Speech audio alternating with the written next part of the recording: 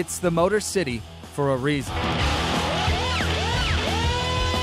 And that motor doesn't drive itself, at least not yet. But you can consider the race on. Nearly all major automakers think it's when, not if, self-driving vehicles become a reality. And they all want to be first. When we solve the autonomous driving problem, we will all be released from the duty of driving. So we will go back to do some of these more beautiful things in life. The technology is nearly here, but the real driving force of this automotive revolution is the person currently behind the wheel, you. Everyone wants these things on their cars, but not everyone is ready to trust these things on their cars. In an industry that moves fast, there's no idling in Michigan. Governor Rick Snyder has signed laws allowing autonomous testing to be done in the state. We're inside a driverless shared shuttle. Even tech companies like Google and Verizon see the potential and want in on the next automotive frontier, helping to break down barriers. It's very safe. It's air on the safe side.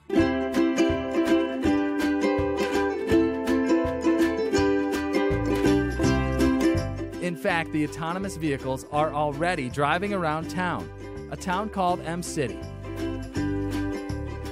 This project has been run for about 3 years, and we collected about 6 million miles of driving. Located on the campus of the University of Michigan, M-City is built to foster innovation in the field of autonomous technology. Over the past 3 years, $30 million in total investment is being utilized by 65 automotive companies, all working together to make self-driving a reality. Typically, auto leaders drive fast, leaving the competition behind them. But that's not what's happening here. We are not necessarily wanting to enter the competitive business. At their disposal, 2,800 self-driving vehicles and miles of changing landscape to tackle concerns over legal liability, cybersecurity, and safety. Nearly every scenario can be simulated in this environment. This is literally a living laboratory that was testing the technology since about 5 years ago.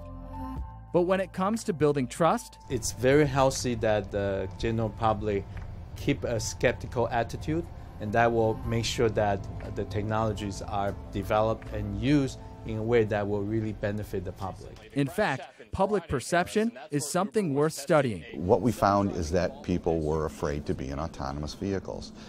There was a vast mistrust of the technology.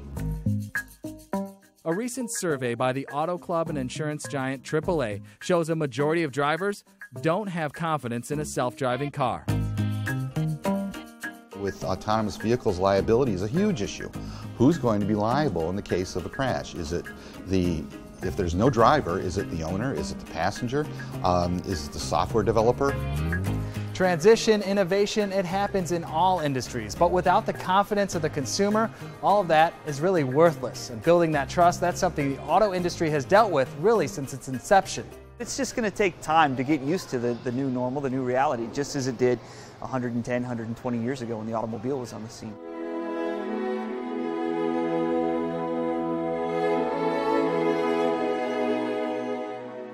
So let's go back to the dawn of the automobile and see how it was done back then.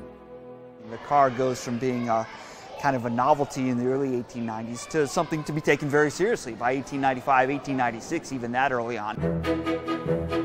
The time when we as a society went from the horse and buggy to a vehicle that runs on fuel. I think it wasn't until 1913, 1914 when automobiles finally outsold horse-drawn carriages in the United States. And some of that is because of the price, and some of it's also because our infrastructure had to catch up, which is another argument you're hearing today about autonomous vehicles. And so this is pre-automobile or right at the dawn of it? According to transportation historian Matt Anderson, the public wasn't chomping at the bit to ditch the horse-drawn carriage, so automotive pioneers got creative. If you look at some of the advertisements at the time, there was a lot done to kind of show people that cars were far more efficient than the horse. Oldsmobile had a slogan saying, you know, buy one of our cars, then the only thing you have to watch is the road. In other words, you don't have to watch for the horse's temper or any problems that it might cause. Their first challenge, convince everyone they needed this new technology. You've got to care for a horse with food, with shelter, whether you're using it or not, whereas with a car, you only have to pay for that gas if you're actually driving it. So a lot of automakers advertise that advantage. Then, show everyone the new mode of transportation in action. Early automobile races were an effective demonstration when the cars were being introduced. They allowed people to see them, see how reliable they were, and start taking them seriously. And those kinds of things I think are going to be important today, too. Through time, energy, and money, they were able to slowly chip away at the doubters, creating a foundation for an industry that has been proven too big to fail.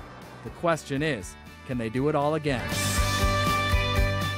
I think that's the biggest problem the autonomous cars are going to have, is we're always willing subconsciously to kind of give some leeway to a human driver. We understand accidents will happen, mistakes will be made, but the computer only has to mess up once for us to kind of lose faith in computers altogether. Dave Spencer, Fox 2 News.